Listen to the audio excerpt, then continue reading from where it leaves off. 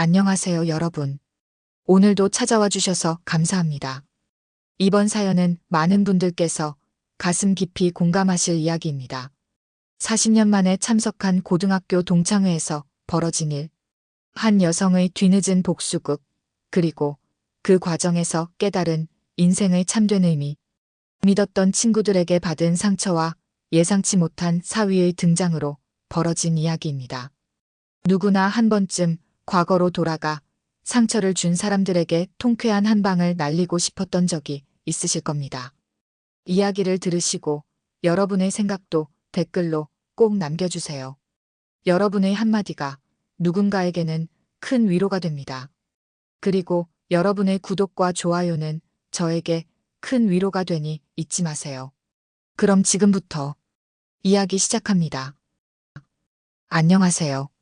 저는 올해 60, 서울 변두리에서 작은 분식집을 운영하는 평범한 아줌마입니다. 남편과 함께 30년 넘게 분식집을 운영하며 딸 하나 키워 시집 보내고 이제는 조용히 여생을 보내고 있어요. 제 이야기가 누군가에게 위로가 될까 싶어 이렇게 사연을 보냅니다. 오래 묵혀두었던 마음속 응어리가 풀리는 기분도 들고요. 지난달 초 제 휴대폰에 문자 하나가 도착했습니다. 40년 만에 고등학교 동창회 초대장이었어요. 동창회장이 된 정화가 보낸 메시지였습니다. 미정아, 우리 졸업 40주년 기념으로 동창회 하기로 했어. 강남 뉴욕 스테이크 하우스에서 다음 달 15일 저녁 7시 꼭 참석해줘. 그 문자를 보는 순간 왠지 모를 불안감이 저를 감쌌어요. 정화라는 이름 석자가 제 가슴을 묵직하게 짓눌렀거든요. 정화, 지연, 은주. 고등학교 시절 저를 늘 무시하고 놀렸던 새 친구의 얼굴이 선명하게 떠올랐습니다. 처음엔 안 갈 생각이었어요. 부자 동네 강남에 있는 고급 레스토랑이라니, 그곳에서 명품 옷과 가방으로 차려입은 그들을 만나는 상상만으로도 숨이 막혔거든요. 그날 저녁 마침 딸이 집에 반찬 가지러 와서 고민을 털어놨습니다. 수진아, 엄마 고민이 있어서 그러는데, 네, 엄마. 무슨 일 있으세요? 그게 엄마 고등학교 동창회 초대를 받았는데, 가야 할지 말아야 할지 고민이야. 딸이 잠시 침묵하더니 물었어요. 왜요? 오랜만에 친구분들 만나면 좋지.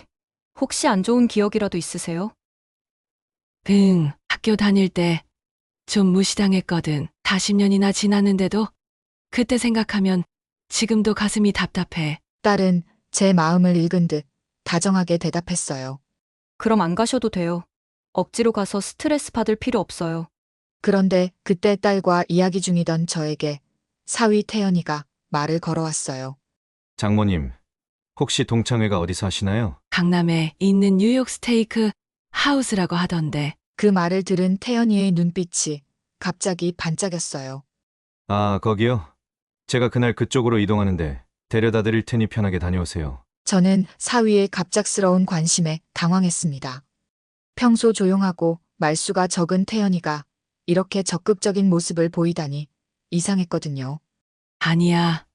그냥 안 갈래? 비싼 음식점이라 부담스러워. 장모님, 걱정 마세요. 저희가 부담 안 되게 용돈 조금 드릴게요. 그냥 편하게 가셔서 옛 친구들 만나보세요. 태연이의 열의에 못 이겨 결국 동창회 참석을 결정했지만 마음은 여전히 무거웠어요. 그날 밤 저는 오래된 앨범을 꺼내 고등학교 시절 사진을 들여다보았습니다. 유난히 초라해 보이는 교복을 입은 제 모습, 그리고 나란히 서 있는 정화, 지연, 은주의 모습이 선명했어요. 다음 날 정화에게 문자를 보냈습니다. 정화야, 동창회 참석할게. 그동안 잘 지냈니? 몇 분 후 정화의 답장이 왔어요. 미정아, 정말 반가워. 꼭 와줘서 고마워. 모두들 너 보고 싶어 해. 혹시 뉴욕 스테이크 하우스 위치 아니? 명품 거리에 있어서 찾기 어려울 수도 있어. 명품 거리라는 표현에 가슴이 철렁 내려앉았습니다. 고등학교 때처럼 또 위축되는 건 아닐까. 하지만 이제는 60의 나이, 더는 과거의 상처에 흔들릴 필요가 없다고 스스로를 다독였습니다. 일주일 동안 동창회 복장을 고민했어요. 옷장을 열 때마다 40년 전 그들의 조롱 섞인 웃음소리가 귓가에 맴돌았습니다. 결국 가장 단정한 블라우스와 슬랙스를 골랐어요. 명품은 아니지만 깔끔한 차림새면 충분하다고 생각했거든요. 동창회를 사흘 앞두고 사위 태연이가 또 전화를 걸어왔어요. 장모님, 동창회 날 제가 모시러 갈게요. 제가 그날 그쪽에 일이 있어서요. 아니야. 태연아, 내가 택시 타고 갈게. 아닙니다. 제가 꼭 모셔다 드릴게요. 걱정 마시고 준비만 하세요. 태연이의 배려가 고마우면서도 한편으론 당혹스러웠어요. 사위가 왜 이렇게까지 신경을 쓰는 걸까? 하지만 곧 그 의문은 잊은 채 저는 다가오는 동창회를 위한 마음의 준비를 했습니다. 동창회 전날 저는 밤늦게까지 뒤척이며 잠을 이루지 못했습니다. 마음속에 묻어두었던 고등학교 시절의 기억들이 파도처럼 밀려와 가슴을 적셨거든요. 잠들기 전 옷장 앞에서 한참을 서성이다 결국 가장 나은 옷을 골랐지만 그래도 마음이 편치 않았어요. 우리 집은 시골에서 서울로 올라온 지 얼마 되지 않은 가정이었습니다. 아버지는 낮에는 작은 공장에서 일하고 저녁에는 포장마차를 하셨어요. 어머니도 이웃집 아이들을 봐주며 생활비를 보태셨죠. 그런 부모님 덕에 저는 강남에 있는 고등학교에 다닐 수 있었어요. 하지만 그곳에서의 3년은 제게 끝없는 서름의 시간이었습니다. 특히 정화, 지연, 은주. 이 세 친구는 저에게 지울 수 없는 상처를 남겼어요. 정화는 강남에서 큰 병원을 운영하는 의사 아버지를 둔 전교 회장이었어요. 지연이는 재벌 그룹 임원의 딸로 항상 최신 유행을 몸에 두르고 다녔죠. 은주는 연예인을 닮은 외모로 남학생들에게 인기가 많았고 항상 자신의 아름다움을 과시했어요. 그들은 늘 저를 촌뜨기라고 불렀습니다. 제 옷차림이나 말투, 심지어 도시락까지도 조롱의 대상이었어요. 야, 미정이 또 김치찌개 냄새나는 도시락 가져왔대. 하루는 은주가 복도에서 크게 외치자 주변 아이들이 모두 키득거리며 웃었어요. 얼굴이 화끈거렸지만 반박할 용기조차 나지 않았습니다. 가장 기억에 남는 건 2학년 체육대회 날이었어요. 반대항 릴레이 경주에 출전하게 된 저는 긴장했지만 최선을 다했습니다. 하지만 정화가 건넨 음료수가 실수로 제 체육복에 쏟아졌어요. 흰색 체육복은 순식간에 오렌지 주스로 물들었고 제가 당황하는 모습을 보며 세 친구는 킥킥거리며 웃었습니다. 미안, 실수였어. 근데 그 체육복도 이제 좀 버려. 3년째 같은 거 입고 다니니? 정화의 말에 지연과 은주는 더 크게 웃었고 저는 그대로 탈의실로 도망쳤어요. 결국 경기에 참여하지 못했고 우리 반은 꼴찌를 했습니다. 담임 선생님은 제게 책임이 있다며 꾸중했고 반 아이들도 저를 원망하는 눈빛을 보냈어요. 그 일이 있고 나서 저는 더 움츠러들었습니다. 학교에서는 최대한 눈에 띄지 않게 행동했고 누구와도 깊은 관계를 맺지 않았어요. 성적도 중위권을 유지했지만 대학에 갈 형편은 되지 않았습니다. 그래서 고등학교 졸업 후 바로 작은 분식점에서 일을 시작했어요. 거기서 만난 남편은 저와 비슷한 처지였습니다. 그도 가난한 집안 출신으로 대학 대신 일찍 사회생활을 시작했어요. 우리는 서로를 이해하며 닮은 상처를 어루만지며 살았습니다.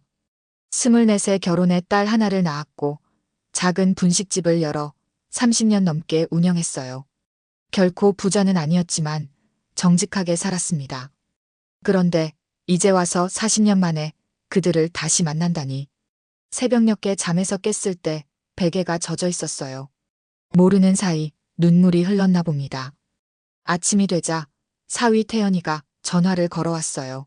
장모님, 오늘 저녁에 제가 5시에 모시러 갈게요. 태연아, 고마운데 그냥 내가 혼자 가도 돼. 아닙니다. 제가 꼭 모셔다 드리고 싶어요. 장모님이 항상 저희 집에 반찬도 가져다 주시고 잘해주셨잖아요. 태연이의 말이 고마웠지만 한편으론 마음이 무거웠어요. 시골에서 올라와 고생한 저와 달리 저희 딸 수진이는 평범하지만 행복한 어린 시절을 보냈으니까요. 수진이가 태연이라는 좋은 남자를 만나 결혼한 것도 다행이었습니다. 사위는 회사에 다니며 성실하게 살고 있었어요. 정확히 어떤 일을 하는지 잘 모르지만 딸과 사위는 안정적인 생활을 하는 것 같았습니다. 동창회 날짜가 다가올수록 가슴이 더 답답했어요. 거울 앞에 서서 한숨을 내쉬었습니다. 세월이 많이 흘렀지만 여전히 저는 고등학교 시절의 촌뜨기 미정이로 느껴졌거든요. 그날 저녁 옷을 입고 화장을 마친 후 거실에 앉아 사위를 기다렸습니다. 남편은 제 손을 꼭 잡으며 말했어요. 당당하게 재밌게 놀다 와. 친구들한테 당신이 잘 살아온 인생도 이야기해주고. 남편의 말에 고개를 끄덕였지만 마음속에는 여전히 불안감이 가득했습니다. 과연 오늘 밤 40년 만의 만남에서 저는 어떤 모습을 보여줄 수 있을까요? 저녁 5시, 약속 시간보다 조금 일찍 현관벨이 울렸습니다. 설레는 마음으로 문을 열자 사위 태연이가 서 있었어요. 그런데 놀랍게도 그는 평소와는 다른 모습이었습니다. 고급스러운 정장 차림에 반짝이는 명품 시계를 차고 있었거든요. 장모님, 준비되셨나요? 응. 그런데 태연아, 오늘 왜 이렇게 차려입었니? 아, 이따 회사 일이 있어서요. 장모님 모셔다 드리고 나중에 다시 올게요. 태연이의 말에 고개를 끄덕였지만 뭔가 이상했어요. 사위가 이렇게 정장을 차려입은 모습은 처음 보았거든요. 그래도 더 캐묻지 않고 따라 나섰습니다. 아파트 주차장에 도착하자 더 놀라운 광경이 펼쳐졌어요. 번쩍이는 검은색 외제차가 우리를 기다리고 있었습니다. 제가 멈칫하자 태연이가 웃으며 말했어요. 회사에서 지급받은 차입니다. 오늘 중요한 미팅이 있어서요. 저는 그의 말을 그대로 믿었습니다. 딸과 결혼한 지 3년이 지났지만 태연이가 정확히 어떤 회사에서 무슨 일을 하는지 깊게 물어본 적이 없었거든요. 그저 성실하게 일한다는 것만 알고 있었죠. 차 안에서 태연이는 저에게 용기를 북돋워 주었어요. 장모님, 너무 긴장하지 마세요. 그냥 편하게 옛 친구들 만나는 자리라고 생각하시면 돼요. 고맙다. 태연아, 근데 네가 바쁜데 이렇게까지 신경 써줘서 미안하구나. 아닙니다. 이 정도는 당연히 해야죠. 장모님께서 얼마나 저희를 잘 챙겨주셨는데요. 그의 말이 고마웠지만 여전히 마음은 무거웠어요. 곧 40년 만에 만날 친구들 생각에 가슴이 두근거렸습니다. 강남 거리를 달리는 동안 창밖으로 보이는 화려한 건물들과 명품 상점들이 저를 더욱 작게 만드는 것 같았어요. 30분 정도 달려 마침내 뉴욕 스테이크 하우스에 도착했습니다. 화려한 외관의 건물 앞에서 저는 잠시 숨을 고르고 사위를 바라봤어요. 태연이가 문을 열어주며 말했어요. 저는 회사 일 때문에 나중에 올게요. 먼저 들어가세요. 이따 합류할게요. 먼저 장모님 친구분들과 이야기 나누고 계세요. 저는 홀로 레스토랑으로 향했습니다. 묵직한 유리문을 열자 고급스러운 실내 장식과 은은한 조명이 저를 맞이했어요. 예약된 테이블로 안내받으며 제 심장은 더 빠르게 뛰기 시작했습니다. 멀리서 정화의 모습이 보였어요. 40년의 세월이 지났지만 단번에 알아볼 수 있었습니다. 주름이 늘었지만 여전히 우아한 자태를 뽐내고 있었죠. 그 옆에는 지연과 은주 그리고 기억이 가물가물한 몇몇 동창생들이 앉아 있었어요. 정화가 저를 발견하고 자리에서 벌떡 일어났습니다. 미정아, 정말 왔구나. 화려한 실크 블라우스와 명품 진주 목걸이를 한 정화가 활짝 웃으며 다가왔어요. 하지만 그 미소가 제 옷차림을 훑어보는 순간 조금 굳어지는 것을 놓치지 않았습니다. 어머, 미정이 왔네. 지연이도 자리에서 일어나 인사했지만 그 눈빛에서 판단하는 기색을 읽을 수 있었어요. 은주는 그저 가볍게 고개만 끄덕였습니다. 그들 모두 화려한 옷차림과 보석으로 치장하고 있었어요. 앉아, 여기. 정화가 자리를 가리켰고 저는 조용히 앉았습니다. 테이블에 앉은 다른 동창생들도 제게 인사했지만 그들의 시선은 제 수수한 차림새를 계속해서 훑어보고 있었어요. 미정이 분식집 하고 있다며? 지연이 불쑥 물었어요. 그 질문에 테이블 분위기가 갑자기 정적으로 변했습니다. 응. 남편이랑 같이 30년째 운영하고 있어. 우리 동네에선 꽤 유명해. 제 대답에 지연은 미소를 지었지만 그 미소 속에는 약간의 동정이 섞여 있었어요. 그렇구나. 난 지금 남편이 물려준 갤러리를 운영하고 있어. 미술품 거래하면서 한 달에 해외여행 한 번씩은 꼭 가. 다른 동창들도 자신의 화려한 삶을 자랑하기 시작했습니다. 은주는 성형외과 의사인 남편 덕에 매년 성형을 받는다고 했고, 정화는 의사 아버지에 이어 아들도 의대에 보냈다고 자랑했어요. 시간이 지날수록 제 가슴은 더 답답해졌습니다. 그들의 대화는 명품, 해외여행, 부동산 투자 등 제게는 먼 나라 이야기였거든요. 자연스레 저는 대화에서 소외되었고 그저 미소만 짓고 있었어요. 야, 미정아. 그 옷 어디서 샀어? 백화점. 은주가 갑자기 물었습니다.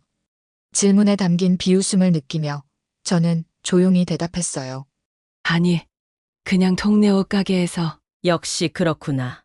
우리 아줌마도 비슷한 옷 입더라. 명품 하나 정도는 있어야 하지 않을까? 은주의 말에 다른 동창들이 키득거리며 웃었습니다. 40년이 지났지만 그 모습은 고등학교 때와 다를 바 없었어요. 식사 시간이 되자 웨이터가 메뉴판을 가져왔습니다. 두꺼운 가죽 표지의 메뉴판을 열자마자 저는 숨이 턱 막혔어요. 가장 저렴한 요리도 제 분식집 하루 매출에 맞먹는 가격이었거든요. 잠시 망설이다 가장 저렴해 보이는 파스타를 주문하려는데 정화가 끼어들었습니다. 야, 미정아. 여기 스테이크가 유명한데 파스타는 왜 시켜? 비싼 거 시켜. 오늘은 내가 살게. 정화의 말에 테이블 사람들이 모두 웃었어요.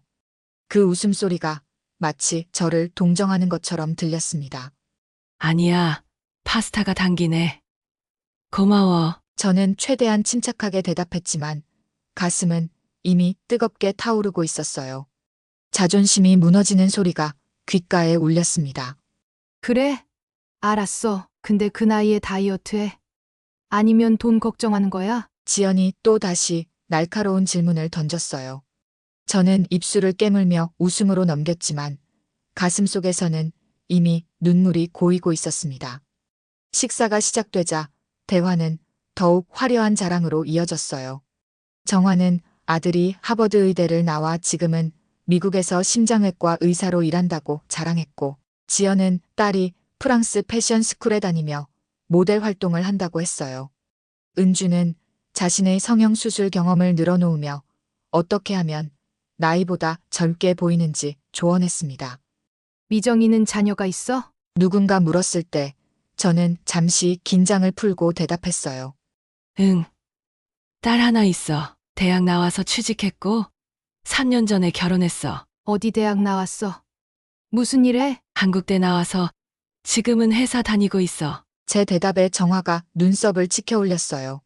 아, 그 대학. 요새 그런 대학은 취업도 힘들다던데 잘 됐네. 그 말에 제 심장이 쿵 내려앉았습니다. 딸 자랑을 하고 싶었지만 이 자리에서는 그게 또 다른 모멸감으로 돌아올 것 같았어요. 결국 저는 입을 다물었습니다. 식사 중간에 화장실에 다녀오려고 자리를 일어났는데 복도에서 정화와 은주의 대화가 들려왔어요.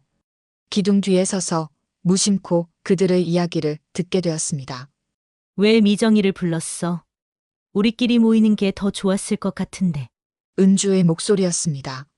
불쌍해 보여서 한번 만나보고 싶었어. 근데 생각보다 너무 초라하게 왔더라. 저렇게 살면 얼마나 힘들까? 정화의 말에 두 사람이 키득거리며 웃었어요.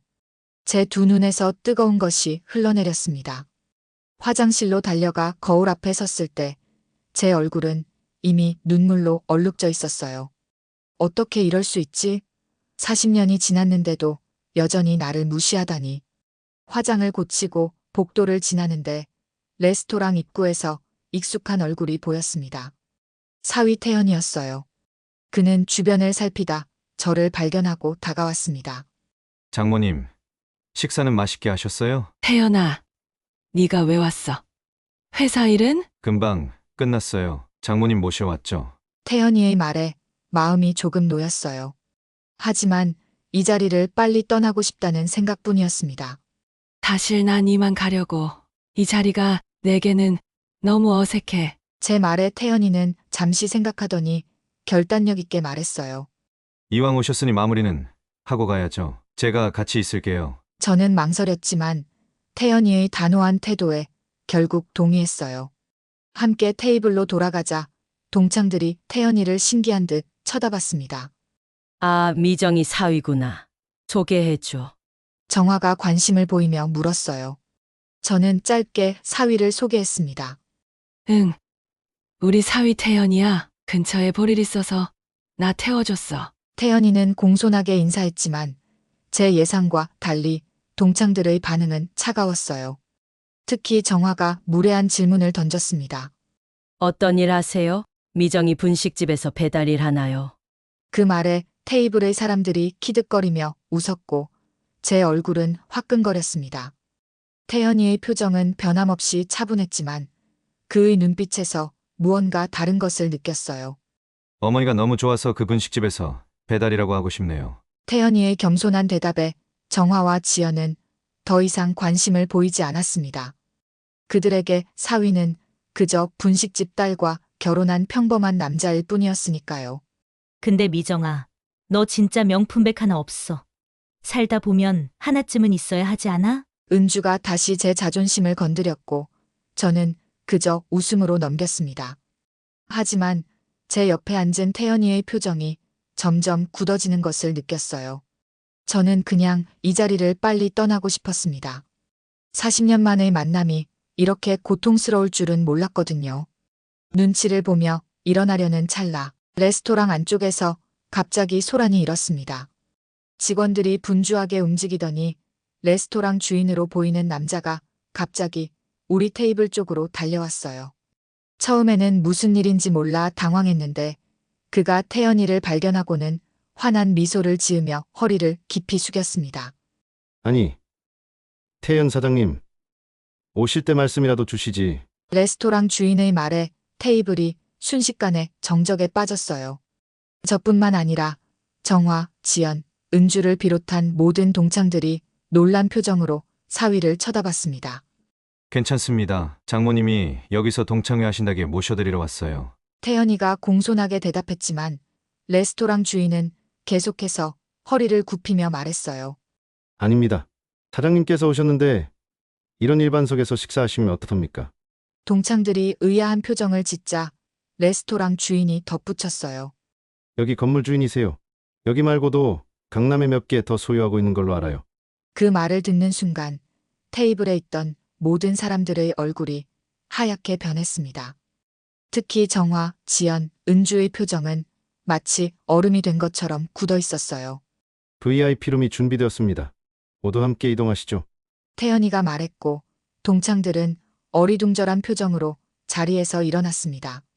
정화가 갑자기 과하게 친절해지며 제 팔짱을 끼려고 했지만 태연이가 먼저 제 손을 잡아 부축해 주었어요. 장모님, 이쪽입니다. 우리 일행은 VIP룸으로 자리를 옮겼습니다. 호화로운 인테리어와 고급스러운 식기들, 특별히 준비된 샴페인까지.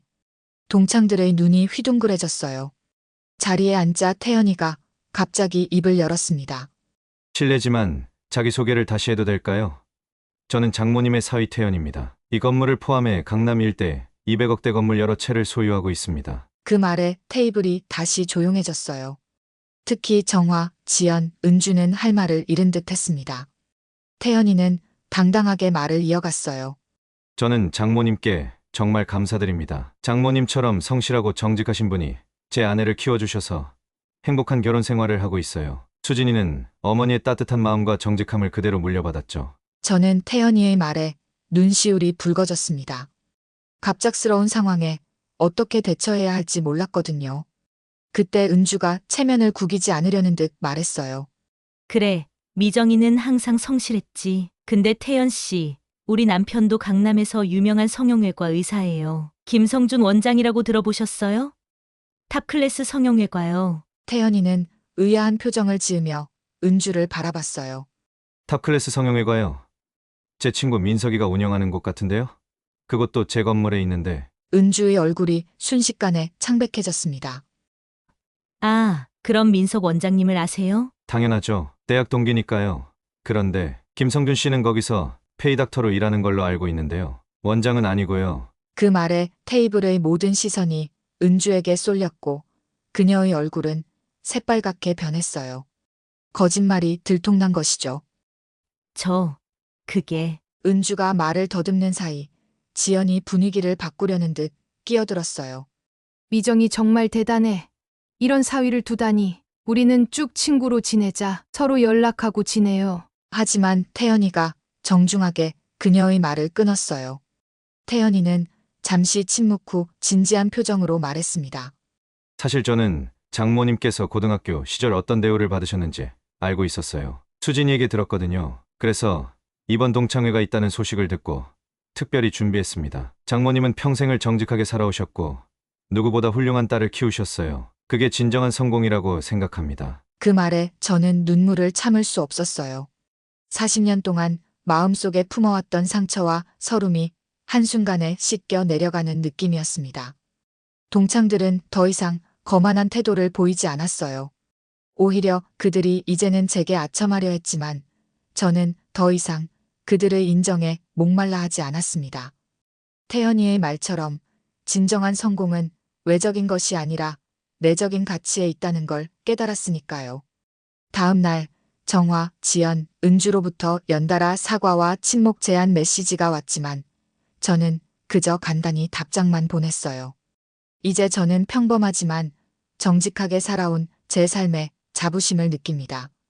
남편과 함께 분식집으로 돌아가 여전히 정성껏 손님들에게 음식을 대접하고 있어요. 진정한 성공은 화려한 외형이 아니라 사람을 키워내고 정직하게 사는 것임을 깨달았습니다. 40년 동안 마음속에 품어왔던 상처는 이제 완전히 치유되었고 저는 더 이상 과거에 얽매이지 않고 행복하게 살아가고 있습니다. 여러분도 누군가에게 상처받고 무시당하는 일이 있더라도 결국 정직하게 살아온 시간이 언젠가는 빛을 발한다는 것을 기억하세요. 40년 만의 통쾌한 역전승. 제 인생의 가장 짜릿한 순간이었습니다.